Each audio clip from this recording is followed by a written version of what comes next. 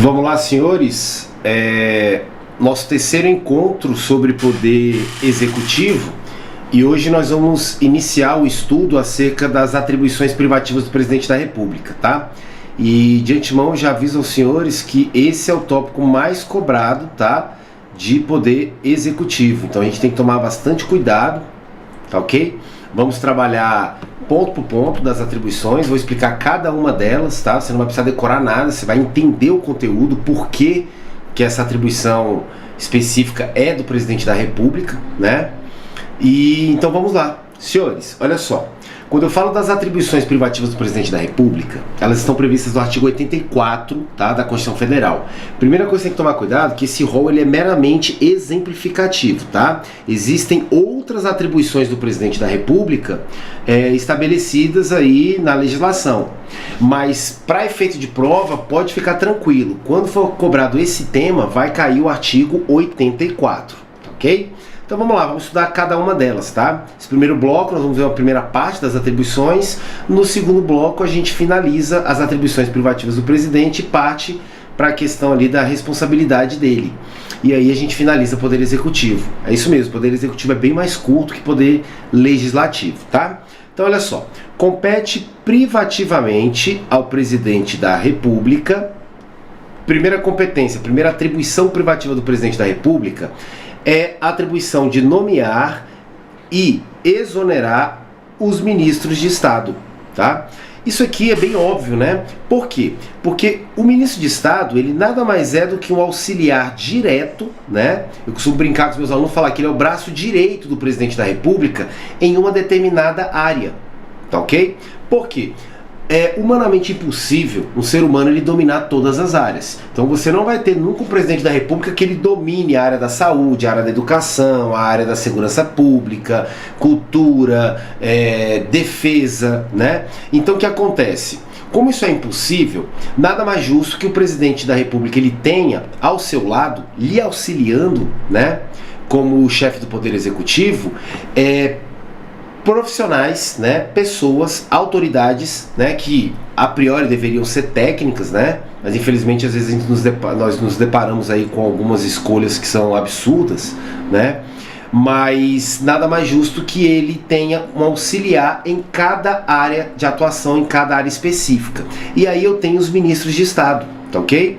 E como o ministro de Estado ele vai ser o auxiliar direto, né, o braço direito do presidente da República, nada mais justo que ele venha a nomear ou exonerar os ministros de Estado.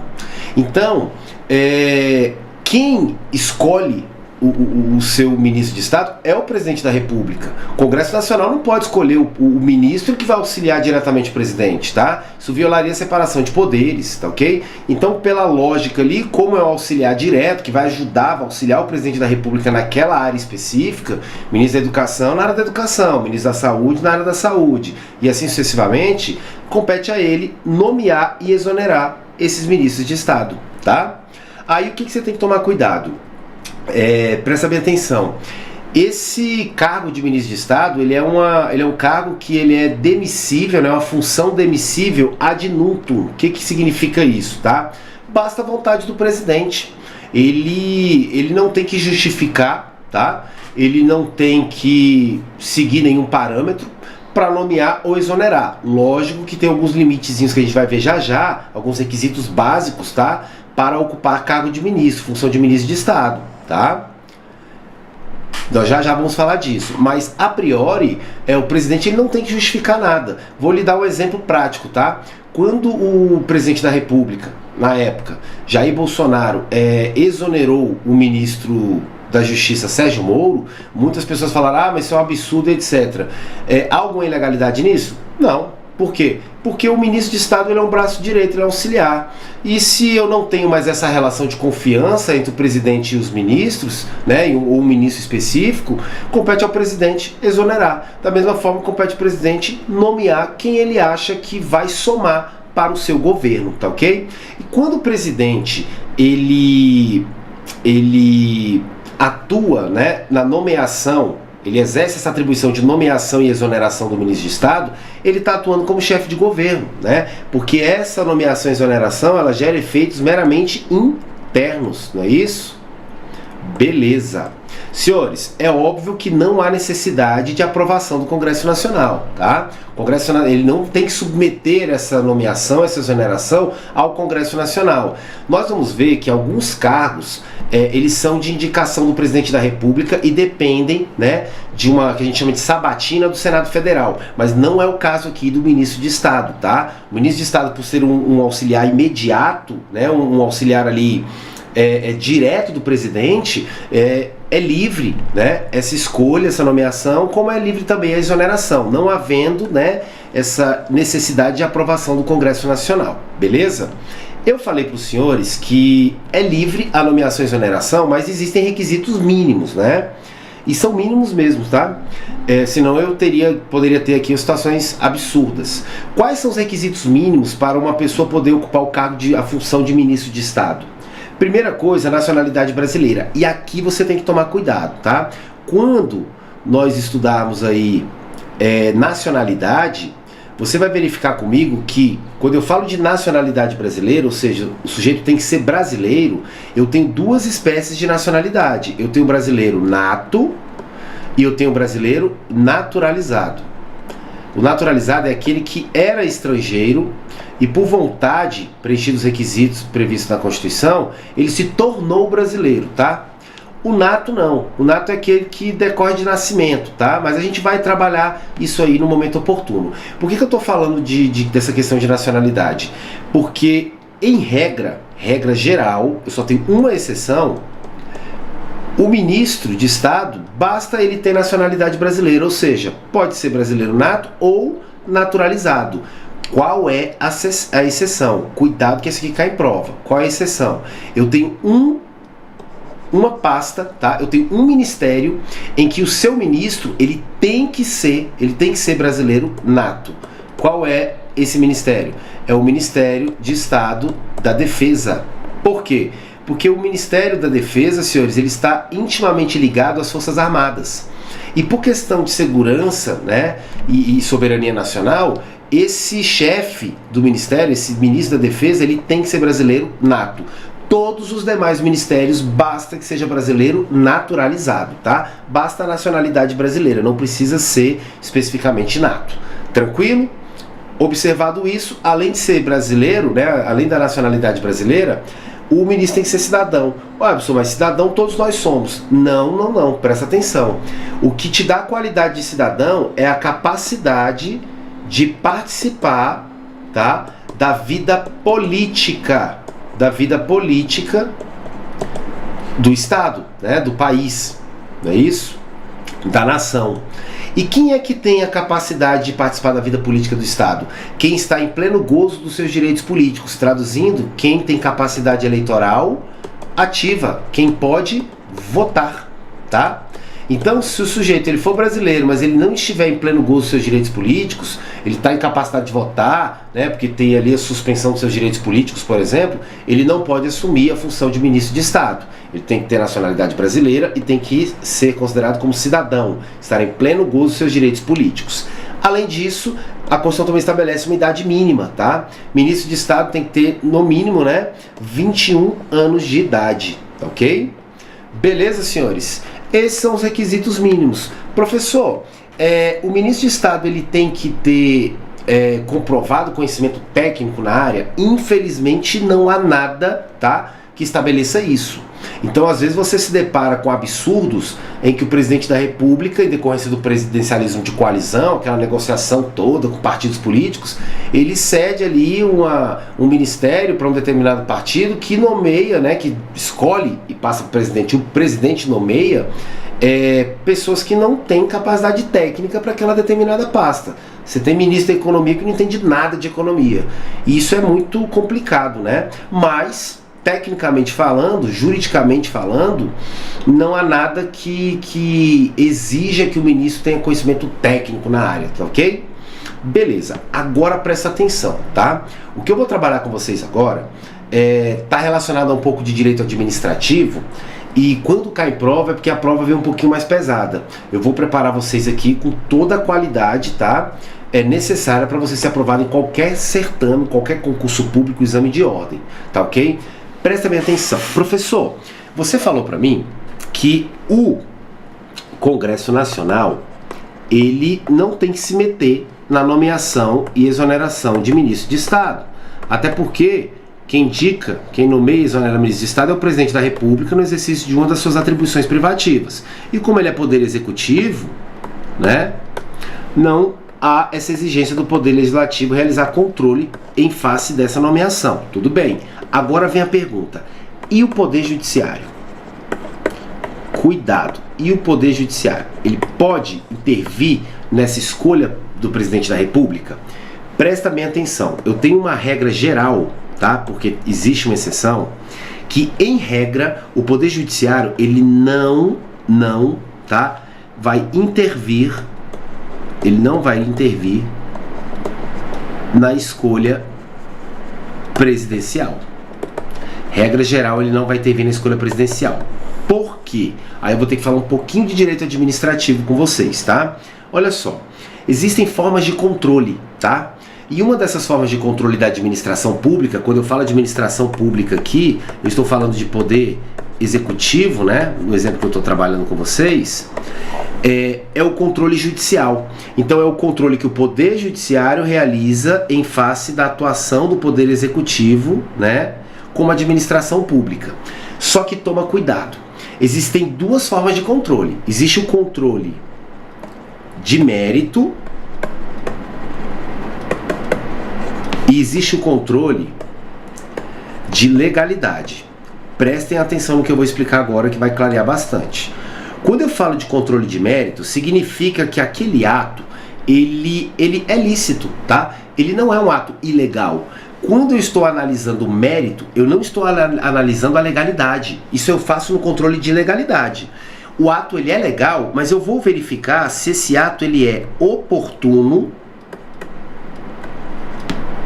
e conveniente. Ou seja, eu não vou analisar a legalidade, eu vou analisar a essência daquele ato. Será que esse ato ele é interessante? Será que esse ato ele realmente é eficaz? Será que esse ato ele é oportuno? Ele é conveniente? Ele é interessante? Né? O que acontece, senhores? O poder judiciário, cuidado com isso. O poder judiciário ele não pode exercer controle de mérito, tá? Sobre os atos do poder executivo, os atos discricionários do poder executivo. Ato discricionário é aquele que gera uma maior liberdade de agir, tá? Às vezes a lei, ela estabelece o quê? Ela estabelece até limites máximos e mínimos, mas ela confere ao agente público uma certa liberdade de agir. Vou te dar um exemplo aqui de um ato discricionário, só para você entender. Imagina que a lei fala o seguinte, a lei fala que o agente de vigilância sanitária, se ele se deparar com alguma irregularidade num estabelecimento comercial, num açougue, por exemplo, ele pode aplicar uma multa de 100 a 1.000 salários mínimos, ele pode interditar o local, se achar necessário. Vamos colocar essas duas aqui, a título de exemplo. Você notou comigo que a lei ela está dando uma certa margem de liberdade para o agente público? Está falando, ó, se você achar irregularidade, você pode dar uma multa. E essa multa ela vai de 100 a 1.000 salários mínimos. Quem vai definir isso é você, agente público, analisando o caso concreto. Às vezes você se deparou com um mercado pequenininho, onde tem 3, 4 bandejas de iogurte estragado, vencidos. Dá uma multa ali de 100 salários mínimos, tá bom. Agora, às vezes você se depara com um grande supermercado em que tem uma grande quantidade de produtos vencidos, carne estragada e etc. Pô, aí eu preciso, né, pesar um pouco mais a mão e estabelecer uma multa ali mais próxima dos 1.000 salários mínimos. Mas isso quem vai definir é o próprio agente público, diante do caso concreto, dentro dos limites legais, no mínimo 100, no máximo 1.000. Isso é um ato discricionário. É quando a lei ela confere para o agente público uma certa margem de liberdade, de decisão, tá? E o que acontece? Essa margem de decisão aqui do agente público no ato discricionário é exatamente essa oportunidade de conveniência. É exatamente o mérito. Ele vai analisar se é oportuno, ele vai analisar se é conveniente praticar o ato daquela forma, tá ok? Isso compete a ele. Aí o que acontece? O Poder Judiciário, ele não pode realizar controle de mérito no ato discricionário do Poder Executivo. Por quê?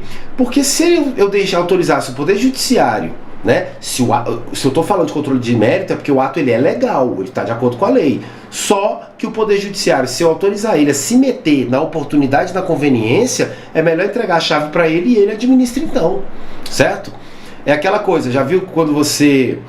Não sei se alguém já passou por isso, mas às vezes você trabalha num determinado setor em que você é responsável por uma pasta, mas o teu superior ele não deixa você agir. Toda hora ele dá pitaco, não faz isso, não faz aquilo, não mexe assim. Fala, não, então faz o seguinte, o senhor senta aqui e trabalha no meu lugar. É melhor, porque o senhor não me deixa trabalhar, eu não tenho escolha nenhuma, né? Eu só tenho escolha na formalidade. A lei fala que eu posso agir, mas o senhor se mete toda hora, então é a mesma coisa. O Poder Judiciário ele não tem que dar pitaco na oportunidade da conveniência, no mérito do ato administrativo praticado pelo Poder Executivo, tá ok? Agora, cuidado, cuidado. O Poder Judiciário, ele pode sim e sempre poderá agir, intervir em qualquer ato, seja ele discricionário ou não, quando esse ato fere a lei. Aí ele não está realizando o controle de mérito, ele não está analisando a oportunidade de conveniência, ele está analisando a legalidade do ato. Controle de legalidade, não é isso? Quando verifica que o ato é ilegal, isso aqui é função do Poder do Judiciário mesmo. Então o Poder Judiciário pode sim realizar controle de legalidade sobre os atos da administração pública, do Poder Executivo. O que não pode é se meter no mérito. Então funciona assim, se o ato é legal, não se meta ao Poder Judiciário. Agora, se o ato é ilegal, aí sim, aí o senhor pode se meter, tá ok? Por que eu estou falando disso aqui? Isso é uma matéria de direito administrativo que nós vamos trabalhar de forma aprofundada no nosso curso de direito administrativo, tá? Por que eu estou falando disso aqui? Olha que interessante. O Poder Judiciário pode intervir na nomeação ou exoneração de ministro de Estado? Em regra, não. Por quê? Porque é um ato discricionário do presidente da República escolher o ministro de Estado. Se o ministro de Estado cumpre aqueles requisitos mínimos, nacionalidade brasileira, idade mínima, é cidadão, está em pleno gozo dos seus direitos políticos, ele, o presidente da República, tem liberdade, discricionariedade de escolher quem ele acha que é uma boa escolha para exercer essa função de auxiliá-lo, né? Só que cuidado. Então, o Poder Judiciário, em regra, não pode se meter nisso, por quê? Porque ele estaria realizando um controle de mérito, oportunidade de conveniência. Ah, no presidente, eu não acho que esse cidadão ele seja interessante ele ser ministro de Estado. Quem é você, Poder Judiciário, para se meter na escolha do presidente da República no que tange os seus auxiliares? Não tem que se meter. Então, em regra, o Poder Judiciário não se mete na nomeação e exoneração de ministro de Estado. Agora, cuidado. Se eu falei em regra, porque tem exceção. E qual é a exceção? Quando essa escolha do presidente viola a lei. Aí o Poder Judiciário pode se meter, por quê? Porque aí o Poder Judiciário vai estar realizando um controle de legalidade. Se a nomeação ou exoneração do presidente da República violar a lei, o Poder Judiciário vai se meter porque ele está realizando controle de legalidade. Isso é função dele, tá ok? Deixa eu te dar um exemplo prático, tá? Não quero e não vou entrar em discussões políticas, tá? Políticas, partidárias, não faço isso, tá? Mas eu vou dar um exemplo técnico e verídico, tá? Foi o que realmente aconteceu, tá ok? Sem tomar partido, sem tomar lado de ninguém, tá ok? O que aconteceu? Olha que interessante. A presidente à época, Dilma Rousseff, tá? A presidente à época, Dilma Rousseff, ela tentou nomear como ministro da Casa Civil o ex-presidente na época, Luiz Inácio Lula da Silva, o Lula. Só que isso aqui foi barrado pelo STF. Ué, pessoal, peraí, STF é Poder Judiciário. Por que o Poder Judiciário se meteu na nomeação da presidente Dilma Rousseff, se compete a ela nomear e exonerar ministro de Estado, e você falou para mim que, em regra, o Poder Judiciário não pode se meter nisso? O Poder Judiciário não pode se meter nisso no que tange o controle de mérito. Ah, eu não acho oportuno, eu não acho conveniente, dane-se você. Mas aqui, nesse caso, não foi controle de mérito, foi controle de legalidade. Sabe por quê? Olha que interessante isso.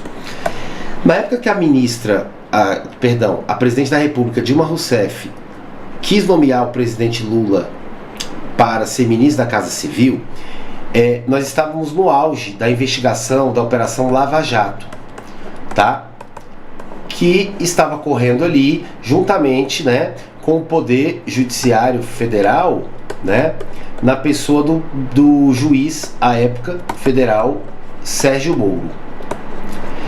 E o STF notou, na verdade todos notaram, né, ficou ridículo isso aqui na cara de todo mundo, que a nomeação do Lula para a Casa Civil, para o Ministério da Casa Civil, era voltado com a intenção exclusiva de conceder a ele foro por prerrogativa de função, porque ministro de Estado tem foro por prerrogativa de função. E se o Lula fosse nomeado ministro da Casa Civil, a competência sairia do juiz federal Sérgio Moro e iria para tribunais superiores, certo? Então isso aqui foi uma jogada política para tentar proteger, né, o ex-presidente Lula à época, tá? Da atuação do Poder Judiciário. O que o STF entendeu? Isso aqui viola de forma clara a lei, a Constituição. Por quê? Primeiro argumento do STF. Impessoalidade. O princípio da impessoalidade, que você vai aprender comigo, que é um princípio constitucional aplicado para a administração pública, requer o seguinte: o ato administrativo ele deve ser voltado para gerar o bem comum, não é para poder beneficiar, para poder trazer algum benefício, para poder resolver algum problema pessoal de alguém, certo? Então você está escolhendo o presidente ele, não é para que ele te auxilie no seu governo, você está escolhendo ele para poder gerar uma proteção para o ex-presidente Lula em relação à atuação do Poder Judiciário. Isso aqui fere a impessoalidade. Ademais, aqui é um claro desvio de finalidade. Quando a Constituição ela concede ao presidente da República a atribuição privativa de nomear e exonerar os seus ministros de Estado, a intenção aqui é escolha e mande embora alguém para te auxiliar. E aqui não era essa a intenção. A intenção era proteger o ex-presidente Lula da atuação do juiz Sérgio Moro. Isso aqui há um claro desvio de finalidade do ato. Isso faz com que o ato se torne ilegal. Então, diante disso, o STF impossibilitou a nomeação do Lula para ministro da Casa Civil. Então, o que eu quis mostrar para vocês? Olha só. O Poder Judiciário, em regra, ele não poderá exercer controle judicial em face do mérito, oportunidade e conveniência dos atos discricionários, certo? Realizados pelo Poder Executivo sob pena de violar a separação dos poderes. Em regra, o Poder Judiciário não realiza controle, tá? No que tange mérito, né, da atuação do Poder Executivo, tá? Porém, mesmo se tratando de um ato discricionário realizado pelo Poder Executivo, será sim possível a realização de controle judicial se o controle for realizado em face da legalidade. Aí não é controle de mérito, é controle de legalidade do ato, né? Ou seja, uma vez constatado que o ato administrativo ele viola dispositivos legais e constitucionais, é possível sim o controle de legalidade realizado pelo Poder Judiciário em face, né, da atuação do Poder Executivo. Com isso, a STF proibiu a nomeação por parte de Dilma Rousseff, na época presidente da República, de Lula ao cargo de ministro da Casa Civil, pois entendeu a Suprema Corte que essa nomeação violava o princípio constitucional da impessoalidade, havendo claro desvio de finalidade da nomeação, tá? Uma vez que era claro e notório a intenção de conceder foro prerrogativa de função, tá? Era essa a intenção da nomeação, não era para auxiliar, né, no governo, tá ok? Beleza? Tranquilo? Ótimo. Com isso nós vamos agora para a próxima atribuição privativa do presidente, tá? Também compete privativamente ao presidente da República exercer, com auxílio dos ministros de Estado, a direção superior da administração federal. Cuidado com isso aqui, ó, tá? O que significa? Quando eu falo que compete ao presidente exercer a direção superior da administração federal, eu estou falando que o presidente ele é o chefe do Poder Executivo. Agora, cuidado, quando eu falo direção superior da administração federal, eu estou falando aqui, senhores, de Poder Executivo. O presidente, eu tenho a administração, né, realizada pelo Poder Judiciário e Legislativo. É de forma atípica? É bem menor? mas eu tenho administração pública sendo realizada, executada, né, ali dentro do Poder Legislativo e do Poder Judiciário. Eu tenho. O que eu estou falando aqui é que compete ao presidente exercer a direção superior da administração pública federal no que tange os órgãos do Poder Executivo, a estrutura administrativa do Poder Executivo. Tá? Então o presidente da República ele não exerce a direção superior da administração pública no âmbito do Poder Legislativo e do Poder Judiciário. Isso violaria a separação de poderes. E quando ele está exercendo a direção superior da administração federal, ele está agindo de forma interna, senhores. Então ele está agindo como chefe de governo, tá ok? Então olha só, a título de exemplo, tá? É conferido a iniciativa privativa de projeto de lei que estabeleça o regime jurídico dos servidores públicos civis da União que ocupem cargos públicos na estrutura administrativa do Poder Executivo ao Presidente da República, assim como a criação de órgãos e ministérios vinculados ao Poder Executivo. É isso que eu quero que você tome cuidado, tá? O presidente ele pode exercer a administração superior da administração pública? Sim, isso é atribuição privativa dele, mas no cenário de Poder Executivo, no âmbito do Poder Executivo, não no âmbito dos outros poderes. Beleza? Tranquilo? Ótimo. Próxima atribuição privativa do Presidente da República. Compete ao Presidente da República iniciar o processo legislativo, aí cuidado, ó, na forma e nos casos previstos nesta Constituição. Então a própria Constituição ela estabelece limites. O que acontece? Quando eu falo de processo legislativo, você lembra do artigo 59 da Constituição Federal, não é isso? O que o artigo 59 da Constituição Federal traz? Olha lá, ó. O processo legislativo compreende a elaboração de quais espécies normativas primárias? Emenda constitucional, leis complementares, leis ordinárias, leis delegadas, medidas provisórias, decretos legislativos e resoluções. A pergunta é: compete privativamente ao Presidente da República iniciar o processo legislativo de todas essas espécies normativas? Aí o texto constitucional aqui no artigo 84 fala, ó, na forma e nos casos previstos na Constituição. E quais são as hipóteses previstas na Constituição para o início do processo legislativo por parte do Presidente da República? Toma cuidado com isso, tá? Quando você estudou comigo lá processo legislativo, você aprendeu o seguinte, ó. O presidente ele tem competência para iniciar, né, o processo legislativo de uma emenda constitucional? Tem, porque ele tem competência para propor, né, proposta de emenda constitucional. Apresentar proposta de emenda constitucional. Ele tem competência para apresentar projeto de lei complementar ou de lei ordinária dentro da área de atuação dele? Tem também. Não é isso? Projeto de lei ordinária e de lei complementar, se for dentro da sua atuação, dentro das suas competências, ele pode, é possível. Lei delegada. Lei delegada é de iniciativa do presidente, até porque ela se inicia o processo legislativo da lei delegada através da solicitação do presidente ao Congresso Nacional para legislar sobre uma matéria. Então, a iniciativa do presidente realmente. Medida provisória. Medida provisória é um ato, é uma espécie normativa privativa do presidente, não é isso? Diante ali da situação de urgência e relevância, lembra? O presidente pode editar a medida provisória e submetê-la imediatamente ao Congresso Nacional. Tranquilo. Agora, cuidado. E essas duas últimas? Decreto legislativo e resolução. Decretos legislativos e resoluções não são de iniciativa do Presidente da República. Por quê? São espécies normativas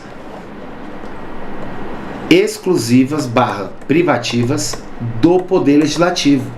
Vamos lembrar isso aqui? O que é o decreto legislativo? O decreto legislativo é a espécie normativa utilizada pelo Congresso Nacional quando ele estiver exercendo as suas competências exclusivas. E as resoluções são as espécies normativas elaboradas pela Câmara dos Deputados ou pelo Senado Federal, separadamente, quando cada uma das casas estiver realizando as suas competências privativas. Então, tanto o decreto legislativo como as resoluções aqui, isso aqui só tem atuação do Poder Legislativo, não tem atuação do Presidente da República, muito menos no que tange a iniciativa. Então, quando o artigo 84 fala que compete privativamente ao presidente iniciar o processo legislativo na forma e nos casos previstos nessa Constituição, eu posso interpretar que não são todas as espécies normativas, tá? que o presidente poderá iniciar o processo legislativo. Quase todas, das 7, 5, 2 não entram aqui, decreto legislativo e resoluções, por serem privativas, né, e exclusivas do poder legislativo. Beleza? Tranquilo? Foi o que eu falei aqui, ó. Deste modo, o presidente da República poderá iniciar o processo legislativo do quê? Proposta de emenda, projeto de lei ordinária, projeto de lei complementar, leis delegadas e medidas provisórias. Decreto legislativo e resolução não podem, porque são atos do poder legislativo. Tranquilo? Beleza.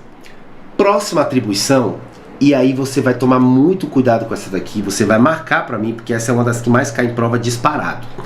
Ela é dividida em 2 grupos, na verdade, tá? Aqui eu tenho 2 atribuições em uma só, tá? A primeira parte é tranquila, você já até estudou comigo no processo legislativo. Compete ao presidente da República sancionar, promulgar e fazer publicar as leis, né? Essa sanção aqui e o veto que a gente vai estudar já já, tá? Isso aqui eu chamo de deliberação executiva. Então, toma cuidado, eu estou falando de leis. Quando eu falo leis aqui, eu estou falando de lei em sentido estrito, estou falando de lei ordinária e lei complementar, tá? Por quê? Você tem que ter assistido às aulas de poder legislativo. A gente sempre estuda poder legislativo primeiro de poder executivo, tá? Senão você se perde. Então, olha só, o que eu te ensinei lá no processo legislativo, lá dentro de poder legislativo? Que lei ordinária e lei complementar, uma das fases do processo legislativo dessas espécies normativas, lei ordinária e lei complementar, tem sim a previsão de deliberação executiva, que é o quê? Quando o projeto de lei ordinária ou projeto de lei complementar é submetida à apreciação do presidente da República. E o presidente da República ele tem 15 dias úteis para dar a opinião dele. Se ele concordar, ele sanciona, vai fazer a sanção. Se ele discordar, ele faz o veto. Tá ok? Não é isso? Beleza. Então, é competência dele sancionar, promulgar e fazer publicar as leis. Assim como você vai ver comigo aqui, ó. Deixa eu ver. Aqui, ó. O próximo aqui vai ser, ó, vetar projeto de lei total ou parcialmente, tá? Então, sancionar e vetar, publicar, tudo isso aí é competência do presidente. Olha só. O ato de sancionar, né, consiste no quê? Concordância do presidente com a proposição legislativa, com a proposta, com o projeto, não é isso? Uma vez sancionado pelo presidente, né, compete a ele promulgar, não é isso? Promulgar é o quê? É o ato de reconhecer a existência daquela espécie normativa. Aquela espécie normativa deixa de ser um projeto e passa a ser uma lei. E mandar publicar. Tranquilo, isso é fácil. O que pega, o que você tem que tomar cuidado e é o que vai cair na sua prova, é a segunda parte. Fala o seguinte, bem como, ou seja, também atribuição privativa do presidente, expedir decretos e regulamentos para sua fiel execução. Aqui você tem que tomar muito cuidado. Presta atenção. Esse decreto que eu estou falando aqui para vocês, que é a atribuição do presidente da República como chefe do Poder Executivo, ele é denominado pela doutrina de decreto regulamentar. E a primeira observação que você tem que fazer, senhores, esse decreto regulamentar ele não tem nada a ver com o tal do decreto legislativo que nós estudamos. O decreto legislativo, senhores, eu já falei para vocês, ele é legislativo, ele é elaborado por quem? Pelo Congresso Nacional, Poder Legislativo, quando estiver no exercício das suas competências exclusivas. Então, por favor, o decreto legislativo não tem nada a ver com esse decreto regulamentar, que eu vou explicar agora. Até porque o decreto regulamentar ele é de competência de quem? Do chefe do Poder Executivo, no caso, o presidente da República no âmbito federal, né? Agora vem cá, vamos para as características do decreto regulamentar, que é o que mais cai. Esse decreto regulamentar, ele serve para quê? Ele serve para buscar a fiel execução da lei. Vamos entender isso aqui. Primeira coisa que você tem que entender é que o decreto regulamentar, ele é classificado como uma norma, uma espécie normativa infralegal. O que significa isso? Infra, abaixo. Legal, lei. Significa que, hierarquicamente falando, o decreto regulamentar ele está abaixo da lei. Ele tem força inferior à lei, tá? Então é como se o decreto regulamentar fosse um soldado. E a lei que ele está regulamentando é como se fosse um sargento, tá? Então, para que serve esse decreto regulamentar, professor? Ele serve, o nome já fala, regulamentar. É o decreto expedido pelo presidente da República para regulamentar, decreto regulamentar, para detalhar, para regulamentar, detalhar a lei, uma lei. Agora, cuidado, como o decreto é soldado, como o decreto regulamentar é soldado, está abaixo da lei que é sargento, esse decreto regulamentar, ele não pode inovar a ordem jurídica, traduzindo, ele não pode criar algo novo, né? Criar direitos e obrigações, não pode, tá? No ordenamento jurídico. Por quê? Porque graças ao princípio da legalidade, somente através de lei, eu posso criar obrigações e deveres. Não é isso? Então olha que interessante. O que o princípio da legalidade ele fala? Né? Ninguém é obrigado a fazer ou deixar de fazer alguma coisa, senão em virtude de lei. De lei. Então o princípio da legalidade fala, ó, para criar uma obrigação aqui, estabelecer, né, uma obrigação, um direito, tem que ser feito por lei. Então o decreto regulamentar, como ele não é lei, ao contrário, está abaixo da lei, ele serve para detalhar a lei, para regulamentar ela, né? Mas não pode inovar na ordem jurídica, não pode criar nada novo, nada que não esteja na lei, e também não pode jamais contrariar a lei, vir em desacordo com a lei. Pessoal, como assim detalhar a lei sem criar algo novo? Eu não estou conseguindo entender isso. Presta atenção, vou te dar um exemplo. Quando eu falo que o decreto regulamentar ele serve para detalhar, para regulamentar uma lei, significa o seguinte: as leis, senhores, muitas vezes elas não conseguem estabelecer ali, prever todos os detalhes para que o seu conteúdo seja aplicado com eficiência, com eficácia. Então, muitas vezes essa lei ela precisa ser detalhada, certo? Mas detalhar ela não é estabelecer algo novo, mudar alguma coisa ali, contrariar o que ela está falando. Não, é simplesmente fazer essa complementação mínima ali, sem criar nada novo, para exatamente gerar a aplicação, a fiel execução da lei, a fiel aplicação dessa lei, sem mudar o seu sentido, sem mudar o que ela busca. Vamos para os exemplos ficar mais fácil. Eu tenho uma lei que diz, por exemplo, um exemplo, tá? Que 20% dos cargos públicos devem ser ocupados por deficientes, pessoas com deficiência. A lei fala isso. Aí eu te pergunto, tá, mas e o que eu vou considerar como deficiência? Aí aparece o cara e fala assim, não, meu dedo aqui, eu não tenho uma unha no dedo. E aí, isso é uma deficiência ou não é? Um decreto regulamentar, ele pode, por exemplo, estabelecer quais situações aqui se encaixam na qualidade de deficiência. O que esse decreto está fazendo? Ele está detalhando um direito que a lei estabeleceu. Quem estabeleceu reserva de vagas em concurso público para deficiente foi a lei. O decreto regulamentar ele só está detalhando, regulamentando ali o que possa ser considerado deficiência, certo? Então ele não está inovando a ordem jurídica, ele não está apresentando um direito novo que a lei não estabelece. Não, a lei que estabeleceu esse direito. Ele só está detalhando, regulamentando, visando o quê? Que essa lei, graças a essa regulamentação, possa ser aplicada, né? Ela possa ser fielmente aplicada, ela possa ter aplicabilidade prática, certo? Tranquilo até aqui? Fácil, beleza. Agora vem cá, deixa eu te perguntar. Então, professor, não pode contrariar, não pode inovar, até porque o decreto está abaixo da lei, ele é uma norma infralegal, não é isso? Isso mesmo. E se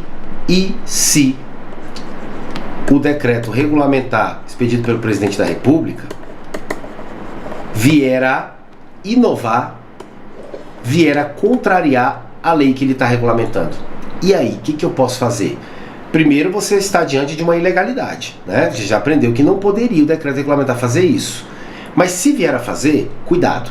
Compete ao Congresso Nacional, é uma das competências exclusivas, tá? Que nós já vimos lá em Poder Legislativo, do Congresso Nacional, sustar o quê? Os atos normativos do Poder Executivo que exorbitem, que ultrapassem os limites tanto da lei delegada como também do decreto regulamentar, tá? Do poder regulamentar. Porque quando o presidente ele vai expedir um decreto regulamentar, ele está exercendo o que a gente chama de poder regulamentar.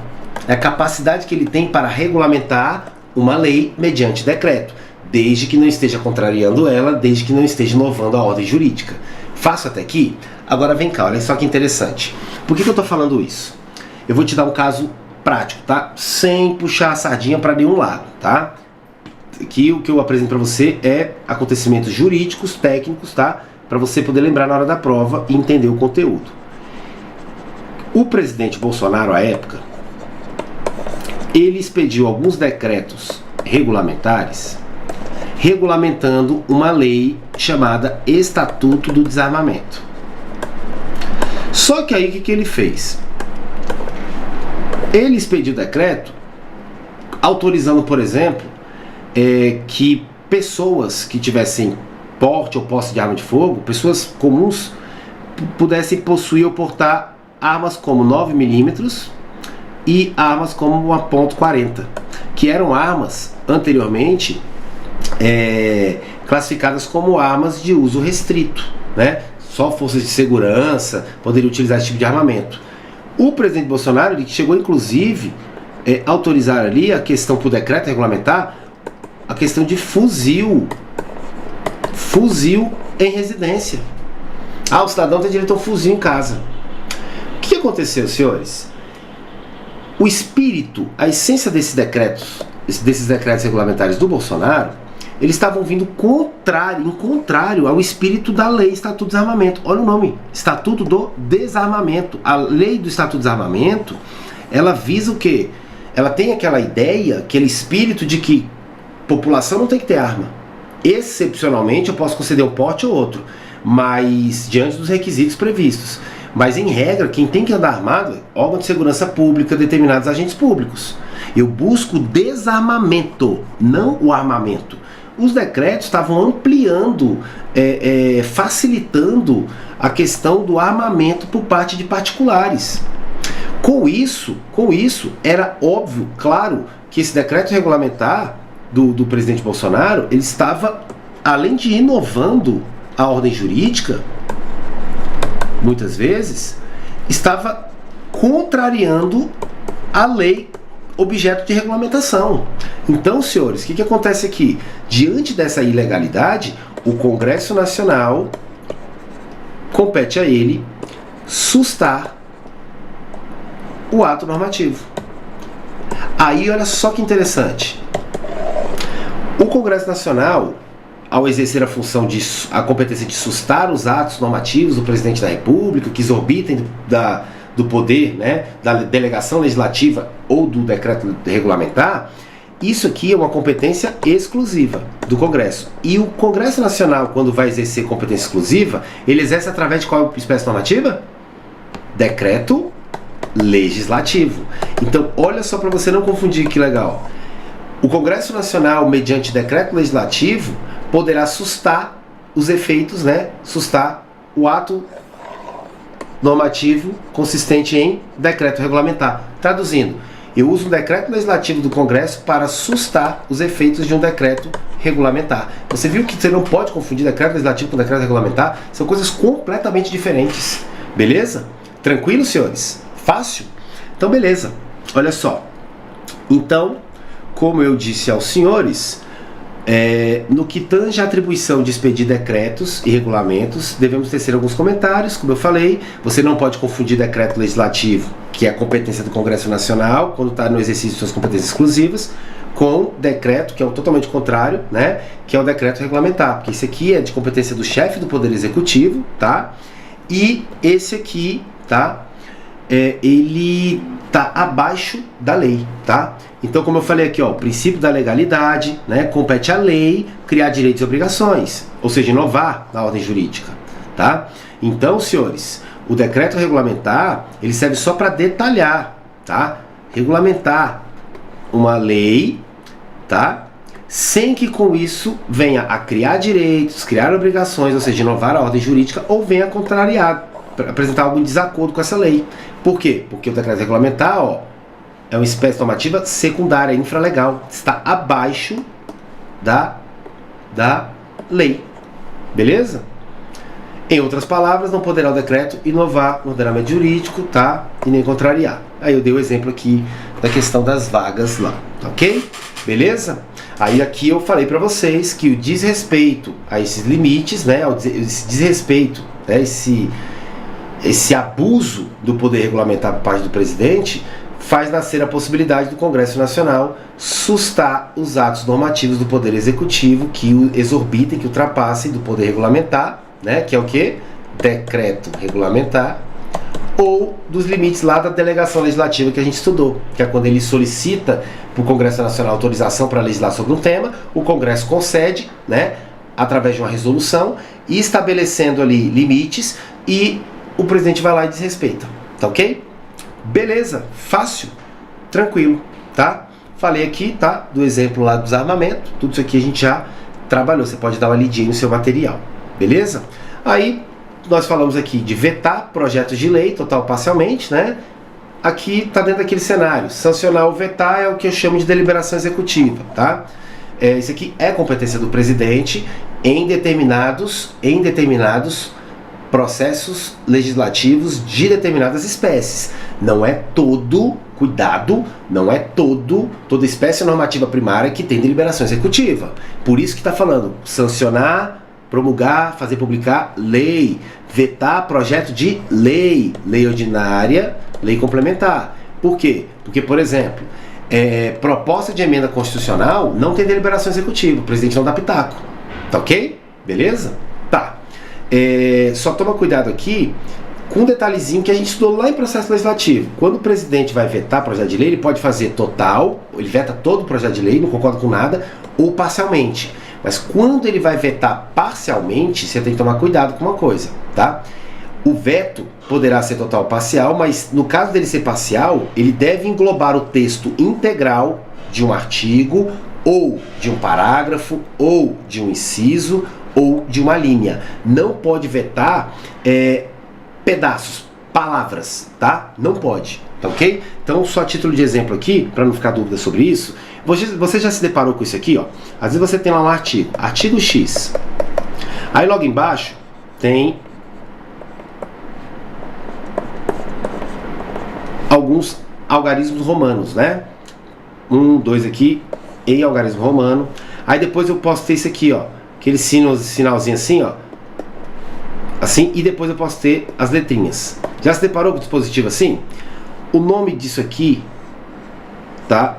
Aqui eu tenho um artigo. Dentro do artigo eu posso ter, o nome disso aqui é inciso. Incisos.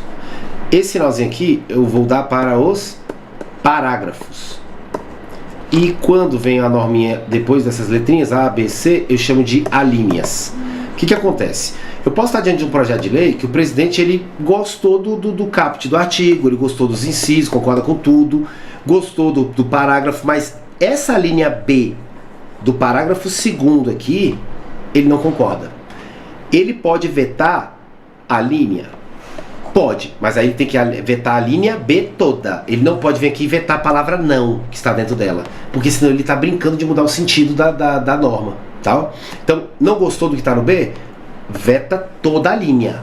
Não gostou do parágrafo? Veta todo o parágrafo. Não gostou do inciso? Veta todo o inciso. Não gostou do artigo? Veta todo o artigo, tá ok? Ele não pode vetar trechos, partes, né? Pedaços, palavras, tá ok?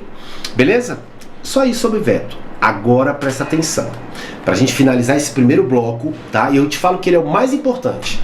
Por quê? Porque eu trabalhei decreto regulamentar e agora eu vou falar de outro decreto. Olha, pessoal, mais uma espécie de decreto, mais uma espécie de decreto. E cuidado com esse aqui.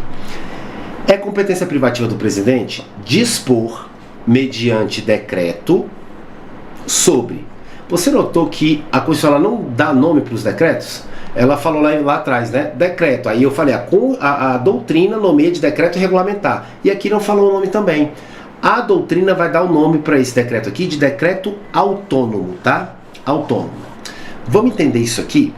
Vamos lá. Presta atenção, acompanha aí comigo. Não confunda decreto legislativo com decreto regulamentar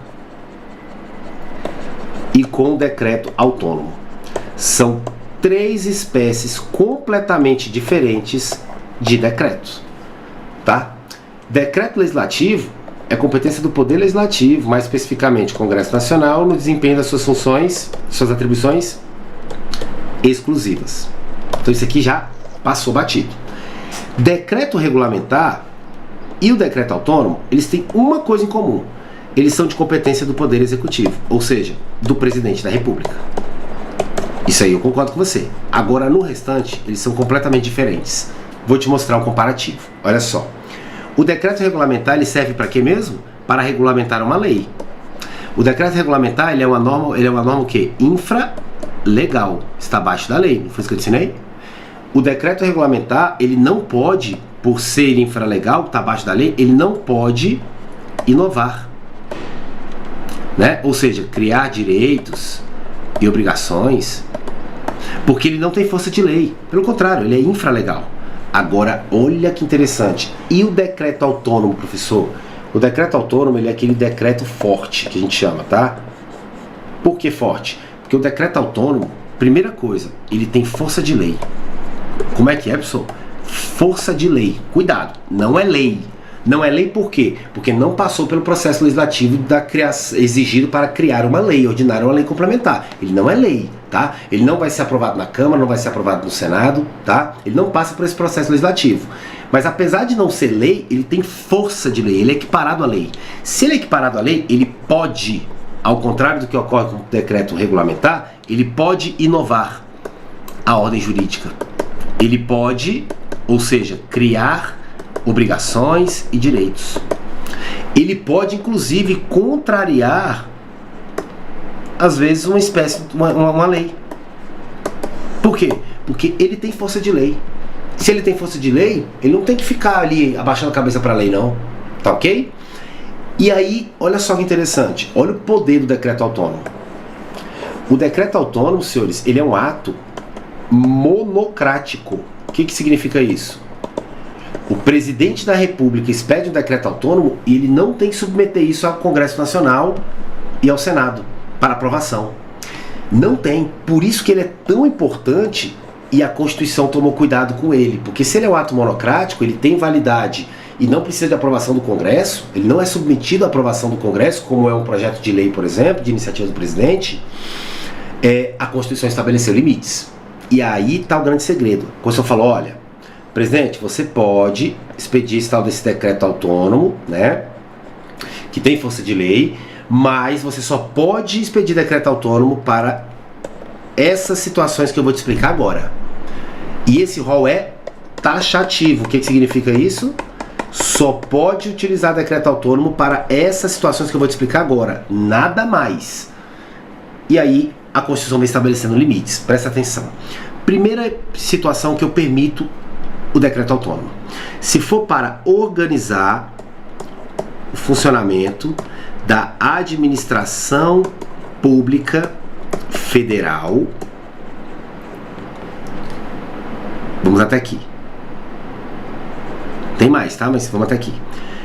Ou seja, quando eu falo organizar o funcionamento da administração pública federal, por favor, eu estou falando de administração pública federal vinculada ao poder executivo. O presidente não pode, por decreto autônomo, estar organizando o funcionamento, por exemplo, do Congresso Nacional. Não, você viola o princípio da separação de poderes. Quem organiza as casas legislativas é o próprio Poder Legislativo. Poder Judiciário, quem organiza ali a estrutura do Poder Judiciário é o próprio Poder Judiciário. Por isso que eu falei lá no processo legislativo de lei ordinária e complementar que a iniciativa de projeto de lei ou complementar pode ser do STF, de tribunais superiores, pode ser do Procurador-Geral da República, desse tanto de gente, porque compete a eles organizarem ali as suas casas. Então, cuidado. Organizar o funcionamento da administração pública federal, diga-se Poder Executivo, órgãos do Poder Executivo. Agora, cuidado. Desde que, olha a limitação, desde que não gere, né, não acarrete essa organização, por decreto autônomo, aumento de despesas nem seja para criação ou extinção de órgãos públicos. Traduzindo, senhores, presidente, você até pode expedir decreto autônomo, tá, para organizar o funcionamento da administração pública, órgãos do poder vinculados ao poder executivo, desde que essa organização que você está fazendo por decreto autônomo não gere aumento de gastos, tá? Não gere aumento de gastos e nem seja para criar ou extinguir órgão público. Porque se você quiser organizar a administração pública gerando aumento de despesas, se você quiser organizar a administração pública criando ou extinguindo órgãos, você tem que fazer isso através da apresentação de um projeto de lei, porque aí vai ser submetido à apreciação do Poder Legislativo, Congresso Nacional, se aprova ou não, tá? Seria extremamente perigoso eu aceitar ou permitir, Constituição Federal, que por decreto autônomo, que é um ato monocrático, que não passa pela aprovação do Congresso, que o presidente pudesse, por exemplo, extinguir órgão. Imagina, o presidente acordou ali chateado com alguma coisa e falou, quer saber? Daí, vou expedir um decreto que vou extinguir a Polícia Federal, que é um órgão público da Administração Pública Federal. Sozinho? Não. Se você tentar fazer isso, você vai fazer projeto de lei e provavelmente não vai passar no Poder Legislativo, não vai passar no Congresso. Por isso que ele até pode organizar o funcionamento da administração, mas sem gerar gastos, aumento de gastos, né? E sem ter como objetivo criar ou extinguir órgãos. Porque criação e extinção de órgão público é por lei, tá ok? Pessoal, então me dá um exemplo. Não consigo enxergar um exemplo em que o presidente está organizando a administração sem gerar aumento de gastos, sem estar criando e sem estar extinguindo órgão. Vou dar um exemplo. O presidente da República expede um decreto autônomo alterando o horário de funcionamento dos ministérios. Agora os ministérios, ao invés de funcionar de 8 da manhã até as 18 horas, né, com um intervalo aqui de meio-dia até as 14, o ministério vai funcionar das 14 horas até as 18 sem intervalo. Ele está organizando o funcionamento da administração pública federal? Sim, o ministério é um órgão, né? Está dentro da estrutura do Poder Executivo. Ele está gerando aumento de gasto com isso aqui? Não, pelo contrário, vai até gerar diminuição, porque vai gastar menos energia e etc. E ele também não está criando e nem extinguindo o órgão. Ele não está extinguindo o ministério, não está criando o ministério. Ele só está organizando. Um exemplo. Tá ok? E eu tenho a segunda hipótese e última, porque o ROI é taxativo. Para o que mais o presidente pode realizar, qual atribuição ele pode realizar, utilizando decreto autônomo, professor? Cuidado. Extinguir funções ou cargos públicos, cuidado, quando vagos, quando não estão preenchidos. E aí a gente tem que tomar cuidado com o seguinte: pessoal, você falou que ele não pode extinguir órgão público. Ele pode se extinguir funções ou cargos públicos quando eles não estejam ocupados. Não esteja servidor ocupando aquele cargo, tá? Quando estejam vagos, tá? Então vamos lá, vamos utilizar aqui como exemplo para você entender melhor. Imagina o seguinte, você primeiro tem que saber a diferença, tá, de um órgão para o cargo, tá? Eu tenho aqui o órgão, por exemplo, Polícia Federal é um órgão público, certo? Do Poder Executivo da União. Dentro da estrutura desse órgão, Polícia Federal, eu tenho vários cargos. Eu tenho aqui os cargos de delegados de Polícia Federal, eu tenho inúmeros cargos de agente de Polícia Federal, inúmeros cargos de escrivão de Polícia Federal, perito da Polícia Federal, papiloscopista da Polícia Federal. Então, todos esses aqui, superintendentes da Polícia Federal, né? Que já são funções, né? De confiança e etc. Esses cargos, funções aqui, estão dentro do órgão. E o órgão está dentro do ente federado a qual ele faz parte. No exemplo aqui, a União. Então a União, ela é a pessoa, né? O órgão, Polícia Federal, está dentro da União, né? E dentro do órgão eu tenho as células, que eu costumo brincar, que são os cargos. Cuidado! Por decreto autônomo, existe alguma possibilidade de eu criar ou extinguir o órgão? Não. Mas eu posso extinguir, em alguma hipótese, alguns cargos? Posso, desde que os cargos públicos ou funções públicas estejam vagas, né, vagos, ou seja, não preenchidos, não ocupados por servidores. Tranquilo? Beleza? Se tiver ocupado, não pode por decreto autônomo. Pode ser por projeto de lei, né? Mas por decreto autônomo não. Então vou te dar um exemplo.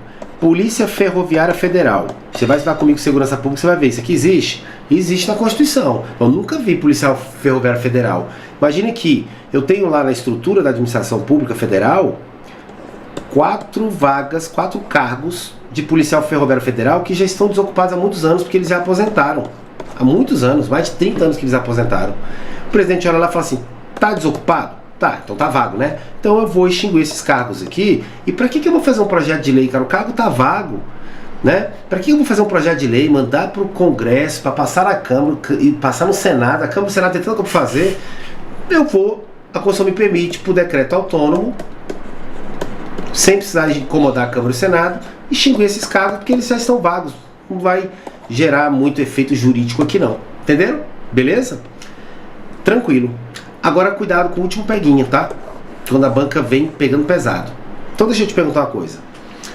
Imagina o seguinte, eu tenho 10 cargos públicos vagos, né, de analista judiciário. Estão vagos há mais de 10 anos, um exemplo.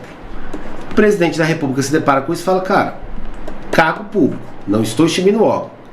Tem 10 cargos e estão vagos.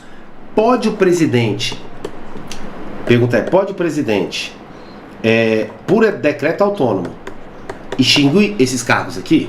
E aí? Pensa comigo. O que você acha? Cuidado. Nesse caso aqui, não. Não, peraí, você acabou de falar isso pra mim. Calma, cuidado. Ele está extinguindo 10 cargos públicos vagos? Sim. Só que cargos de quê? Analista o quê? Judiciário. Esses cargos aqui são do Poder Executivo? Por que o presidente da República, Poder Executivo, está se metendo, extinguindo cargo dentro do Poder Judiciário? Isso aqui é competência do próprio Poder Judiciário. Então cuidado, cuidado, tá? O presidente, ele é o chefe da administração pública federal, diga-se, órgãos, estrutura do Poder Executivo. Ele não tem que estar extinguindo o cargo, mesmo que vago, na estrutura do Poder Legislativo e do Poder Judiciário. Imagina, ele vai lá e, ó, eu estou extinguindo aí 10 cargos de consultor legislativo do Senado. Por quê? Porque tá vago. Não, mas não é da sua estrutura.